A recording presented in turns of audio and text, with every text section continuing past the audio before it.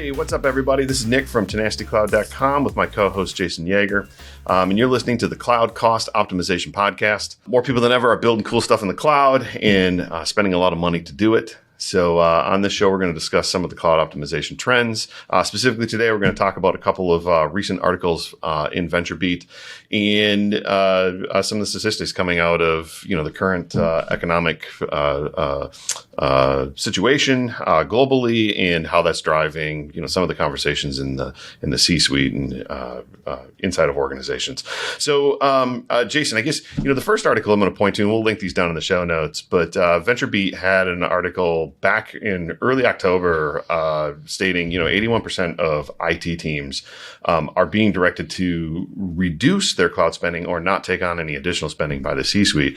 And you and I have experience 20 plus years in the industry, in technology, running technology, certainly being a cost center inside of a lot of organizations. How is this different? I mean, I would have said that the C-suite has always focused on reducing costs. What makes this different now?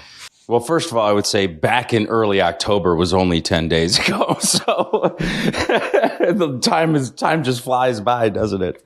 The difference is I think part of the difference with this in this particular time is that we saw just a massive influx of spend going into the public cloud over the pandemic. We saw revenues grow by 30-40% over the course of the pandemic for the cloud providers. The flexibility, the ease to get things spun up, the ease to solve those problems was the reason why I did it. Everybody started working from home. They had to figure out how to support all this stuff.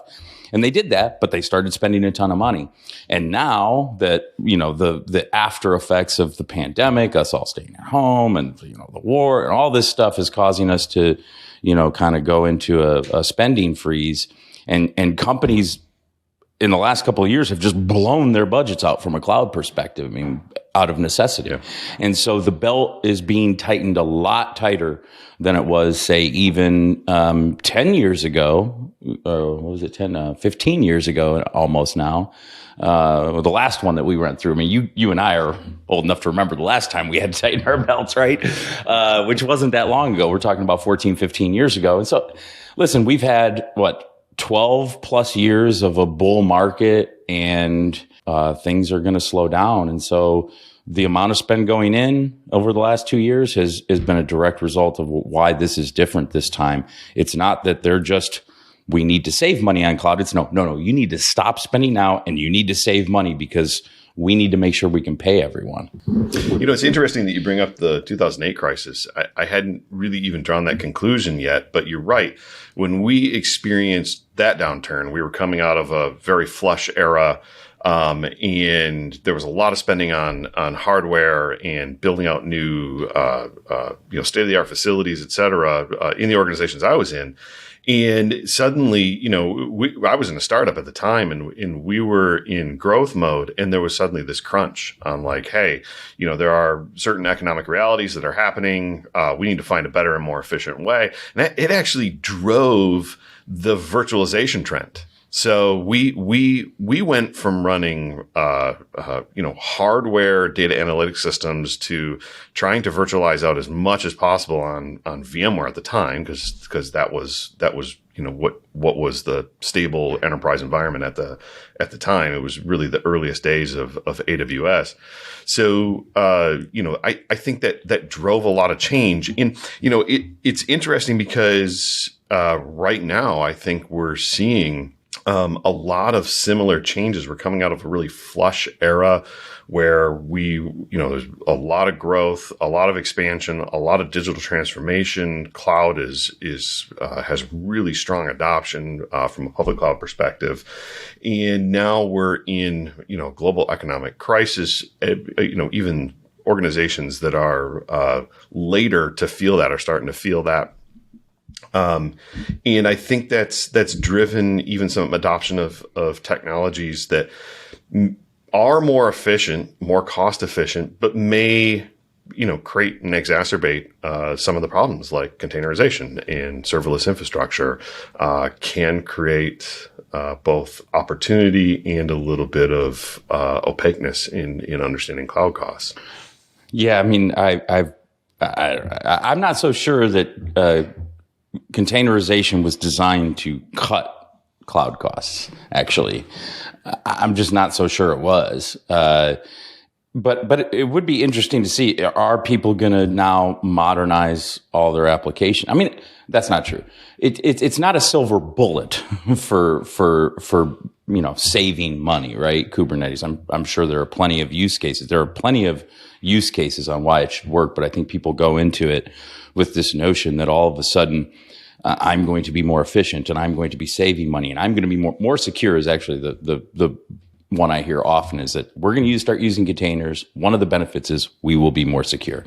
When in reality, you lose most of your visibility into your infrastructure when you implement containers. So if you don't have a solid strategy and understanding what's being orchestrated, what's being built, what's being used, why it's being used, then you're going to be in a similar position that you were in before with a bunch of sprawl, right? And we see it quite a bit, especially with organizations that choose it for maybe the wrong reasons. But I'd be interested to see, like, the last recession that we had spawned this virtualization thing. Will this recession spawn app modernization? Because that's the best way to cut costs and be more efficient is to modernize your applications, whether that's containers for the right use case or serverless or this or that, whatever the case may be. But that's the best way to do it. I don't know if this will, if this particular crisis will lead to that, though. Yeah, I think that's a good observation that it may drive the modernization trend. And from a a cost optimization, cost management perspective, of course, refactoring legacy apps is the most effective way. Of course, it's also one of those things that's kind of the last step, because you want to think through all of the other ways to make an environment efficient so that you're not building efficiency on a faulty foundation. Let's be honest, it'll never get done. 2008 too. It's just so true, right? Well, the jump from a server to a virtual server is far different, right? Than because you don't really need to redesign back. You just, well, it's a Linux server. My application runs on it. It's going to run, minus some functionality or maybe that doesn't work. But it's a little bit different when you have to rewrite your entire application to utilize some function as opposed to some compute, right? So there's a whole so is. It, now that I'm thinking about it, it's not going to do that. People are being directed to spend money, or to stop spending money, not spend more on app modernization, right? I mean, I can't imagine that people are going to go from stop spending money, cut all costs. They already don't have enough people, right? I mean, that's still out there. In fact, it's not just IT anymore. It's a job seekers market right now. So, I'm not so sure this will spawn the same sort of digital transformation trend that the last recession did, but we'll see. That's an interesting one.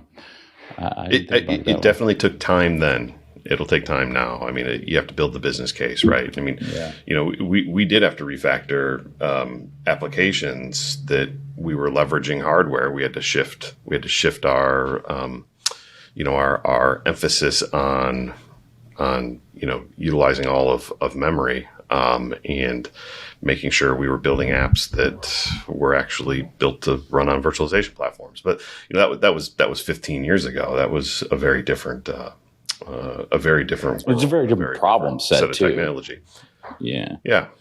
So this leads us to our second article that this one actually hit back in August. That 49% again for VentureBeat, we'll link it in the show notes, but 49% of businesses are struggling to control their cloud costs. And I thought what was interesting is the article does point out a couple of things that may be driving this, but one of those is some of those modernization efforts during transformation can actually create some opaqueness inside of the environment. I don't think that's all of the issue necessarily, but that's certainly part of it. What are some of those underlying factors though, Jason, that you've seen in your experience and what you're seeing in the world right now as customers are trying to get a handle on their cloud spend? Well, yeah, I think the first thing is to just, make peace with the fact that cloud providers are there to provide you with the flexibility and the tools necessary for you to operate your IT infrastructure in a very secure and optimized manner. They don't tell you how to do all that stuff. They give you the tools to be able to do it, but they don't actually help you do it. And so we got to get away from thinking that the cloud providers are just going to, they're going to make sure that I'm spending the right amount of money. So what they do is it's a really difficult and complex tool. It's complex billing, right? You can be billed by the minute or by the hour. If you're billed by the minute, multiply that over the month. That's how many entries you're going to have in the billing system. And so cloud billing is complex. It's not meant to be some cloud billing and cloud resources, everything usage that goes into it. It's not meant to be readable by a human alone. I mean, if you're spending $100,000 a month in the cloud, your monthly billing file is probably north of 50 million rows of data and north of 10 to 15 gig in size. So just getting visibility into where you have and what you have and a system to help you make sense of the cloud of the complexity of how cloud infrastructure is built it's the only way that you can rein in or stop your cloud spending, because if not, you're just going to be shooting fish in a barrel, trying to figure out what stuff you're using, what stuff you're not using, what commitments should I be using? Are these the right commitments based on my utilization pattern? Where my utilization? I mean, there's so many different questions. It's really that need to be answered. It's almost impossible without the tools necessary to give you a simple look into your environment. Could maybe for our listeners, maybe a way to categorize this or characterize this is, there's fantastic capability and just almost limitless options in cloud, and that sort of capability necessitates complexity in the environments in and of themselves. So it's not a deliberate obfuscation. It's nothing malicious. It's that the nature of optionality is that it's going to be complex to get your arms around everything. And so this is why, I often repeat that even modest scale environments can get away from us really, really quickly. As someone who's run operations in cloud and tech environments for a really long time, when you introduce complexity into the environment, so I take advantage of the various tools that are available to me, the more of those I start to use and in greater volume, the harder it is to get my arms around it. If everything just ran on one specific type of unit, I only ran anything ever on that, well, I could manage thousands and thousands and thousands of those. But as soon as I start to option out into the tools that really help my business and really drive, results, help me become more revenue connected as opposed to being a cost center, well, that's what generates that complexity in the environment. All right. So I think we're going to leave it at that. I think, the message I would leave our listeners with is, if your organization is not yet talking about cloud cost management or cloud spending, where you need to go optimize the environment, I think you're going to start hearing it very soon with 81% of, like I said, 81% of IT teams being directed by the C-suite to stop spending or reduce spending. It's definitely going to be coming to your organization. And certainly, having a handle on where cloud spending is, having transparency into the environment, really understanding the sorts of strategies that you can use ahead of that conversation makes all of us, having been in that role, makes all of us look a whole lot better in front of the C-suite, in front of the leadership team. So, be thinking about, what are the sorts of things you need to do in order to get your arms around that and really understand it. So when the question comes, you can start providing answers immediately, not say, hey, I need several weeks to go figure this out and then come back with a spending request, et cetera. Try and get your arms around it now. Any parting thoughts there, Jason? You captured it, man. Awesome. All right. Well, that's it for today. Tune in next time. We'll dive into some of the topics around, how to better optimize your environment and go deep. Thanks, everyone.